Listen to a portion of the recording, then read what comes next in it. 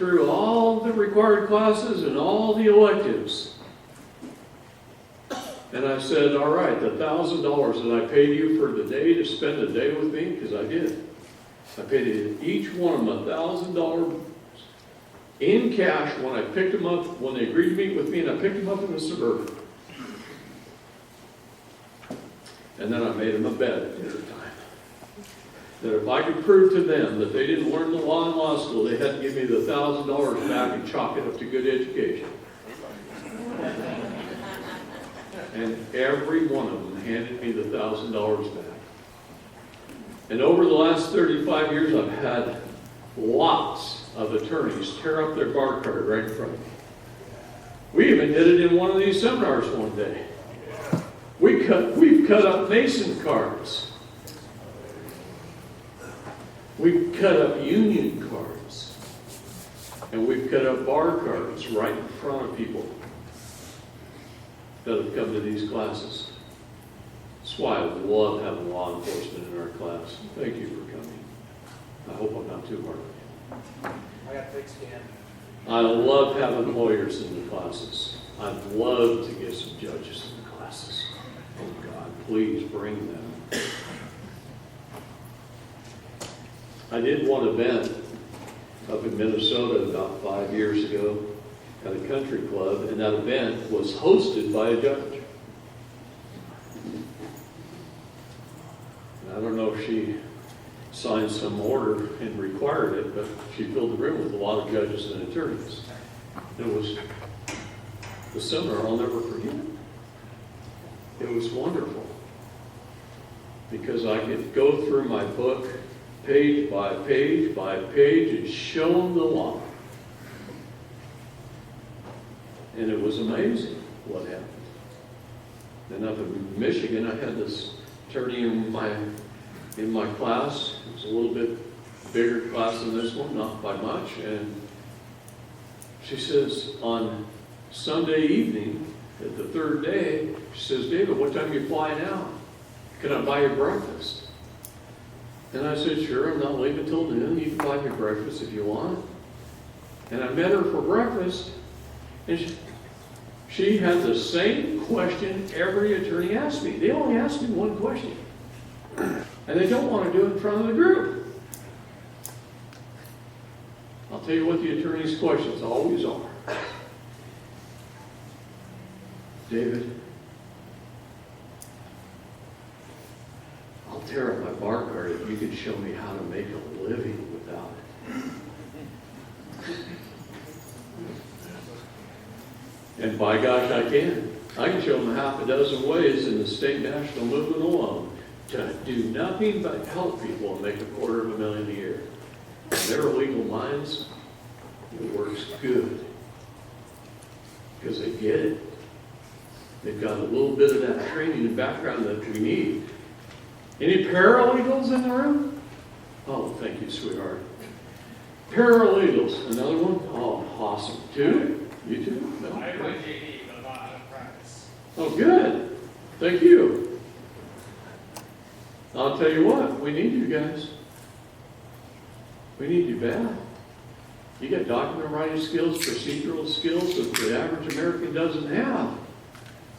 We need you in this movement. We need you helping prepare the right kind of documents. Lots of judges have told us, especially recently, they're saying how big we're getting and they're rooting for us all. Oh, some of them are crooked as hell. Especially all the family court judges. They're crooked as hell. But I'm going to tell you, some of the criminal court judges, they're rooting for us. They want us to win, and they're helping us. They're giving us hints. They want us to stand. They want us to bring God up in the courtroom.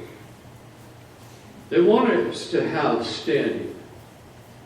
You know what they hate? And they've hated it their whole careers. They hate the timid and weak who stand there and watch their lives be destroyed right in front of them. because they don't have the opportunity to stand. We had a federal court judge with a young lady who was standing real well. In fact, she stood really well for quite a while, and it was getting tiring, and it was getting hard for her, to the point where she was free, and lots of other people that did the same thing as her were locked up. And she was free, but she was still fighting her court case, but they wouldn't put her in jail. And she was fighting her court case, on and on and on, and she was winning. Every hearing, she was winning. Every hearing, they wouldn't quit. I think they were really intrigued on what she was doing, because it made late night.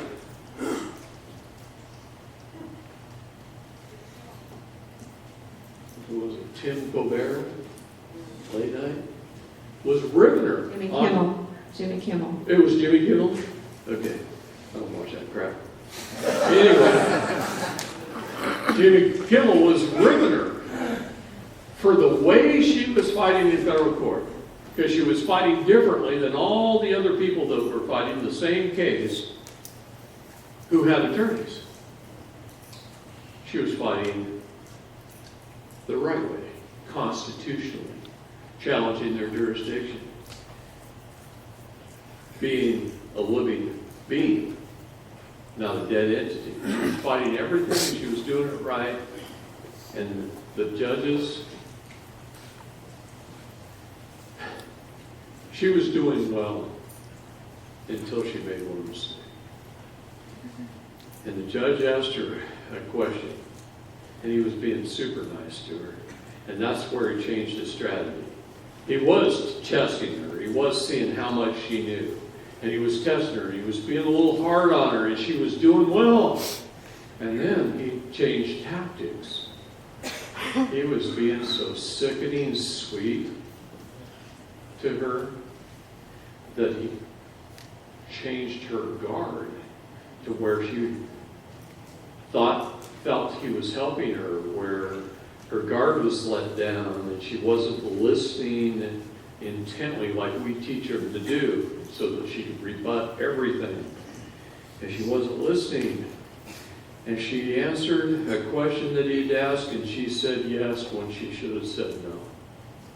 And he turned on her like a rabid dog. And the marshals came into the room and put her in handcuffs and took her to jail. And until then, she was winning every hearing. In fact, they brought her up on state charges first, and she won those.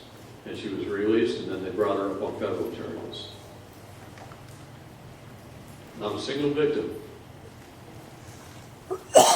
You might remember January 6th. It was related to that. But she was winning, winning, winning, winning, winning, winning.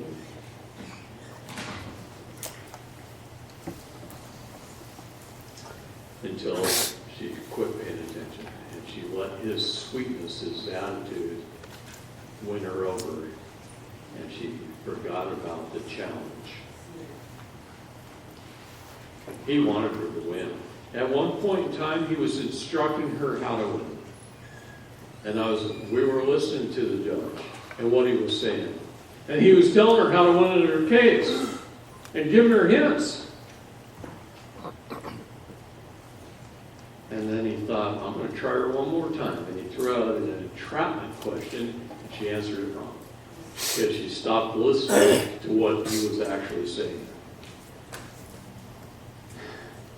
They do that all the time. They will run right over the top of you. And you'll forget where you were, and who you are, and who they are, and what your challenge was. And you'll forget it. And when you do, you lost. And it only takes a second. Okay, so be careful. Don't get ahead of yourself. We didn't have much time to teach her. But boy, she was learning fast. She was doing well, and we were all so proud of her. Anyway, enough of that. Oh, heavens. Your praying for me was the most wonderful thing in the world that threw me off so bad. Thank you, everybody. It ain't me that needs the prayers as much as it is the families. Again, we have mothers that haven't even seen their children. Mothers who really don't have the money, who want to spend a great deal of money with attorneys just for the opportunity to give visitation.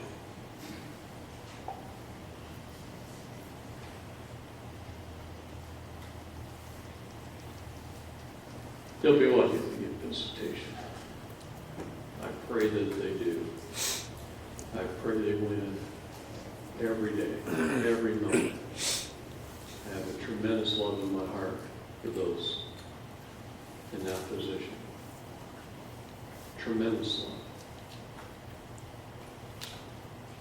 And it's very, very difficult. The American State National Movement is really about being a king, putting yourself on a higher standard.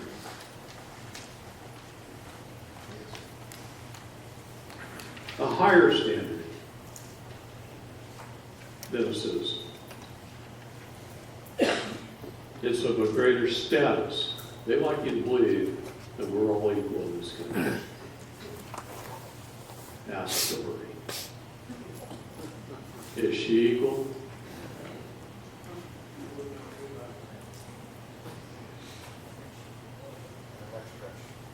Only way they would ever would have been able to arrest her is if she had a smoking gun in her hand.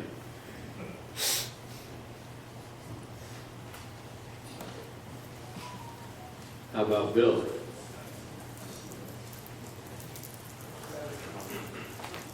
Absolutely right, he is. No doubt about it. Does any law enforcement ever arrest him? No. So they call them Teflon Clintons. The whole airport named after him. Little Rock. I can't even fly into that place. Heck, I'll fly clear to Memphis and rent a car if I got to go into Little Rock. I won't land at the darn airport just because of the name of the airport. I know how bad they were at what they did. And we still, well, maybe not still. I was going to say let them get away with it, but they haven't. See, I did that for fun. I did that for fun. The state national movement is about all of us. Every single one of us. Getting this country back, loving on each other, helping each other, protecting our neighbor. Love thy neighbor and doing no harm. But don't let them get away with anything. See, that's the difference. We've been letting them get away with stuff so long that it has become commonplace. It's become policy. I can take any police department's policy manual and tear it to shreds with the law and show them where they're breaking the law. And I'm not talking just misdemeanors, I'm talking felonies. Every day, they're committing felonies to get innocent people on misdemeanors. And it's driving me crazy. I'd like to stop that because they're good men and women. They're our brothers, for the most part. See, but they knew a long time ago what type of people to hire and what type of people not to hire, and some of them get hired anyway. Some good people get hired. They shouldn't have that job.